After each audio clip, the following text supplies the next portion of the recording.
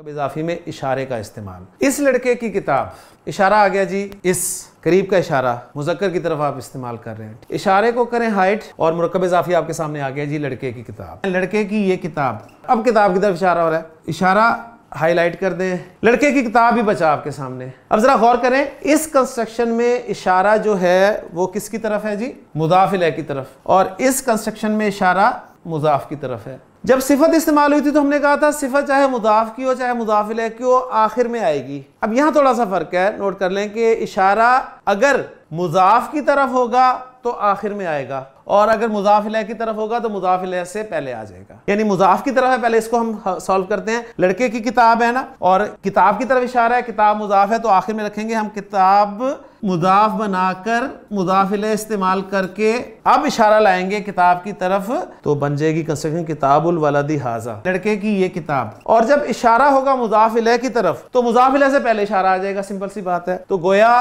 Construction बन जाएगी किताबु हाजल वलदी। तो कंस्ट्रक्शन आपके सामने रखता हूं, आप पहचाने और बताएं कि इशारा किसकी तरफ है और तर्जुमा क्या है। सय्यारतु हाज़िहिल मुअल्लिमती, अब इशारा भी मुअन्नस का है, सय्यारा भी मुअन्नस है, मुअल्लिमा भी मुअन्नस है। अगर इशारा मुज़ाफ इलैह से पहले लगा हुआ है तो मुज़ाफ इलैह की तरफ इशारा है, तो मैं तर्जुमा करूंगा इस मुअल्लिमा की गाड़ी। इसी तरह कमीसी हाजा, इशारा एंड पे आ रहा है, कमीसी मुज़ाफ इलैह है और इशारा मुजाफ की तरफ है, तो मेरा ये कुर्ता, मेरी ये कमीज, सूरह यूसुफ में इज़हबू बि कमीसी हाजा, मेरा ये कुर्ता ले जाओ। जब हजरत सुलेमान अलैहिस्सलाम ने फरमाया इज़हब बि किताबी हाजा, मेरा ये खत ले जाओ, इस तरह अल्लाह ताला ने कुरान मजीद में सूरतुल कुरैश में इरशाद फरमाया फलयाबुदू रब्बा हाज़ल बैती, इस घर के रब की इबादत करनी चाहिए।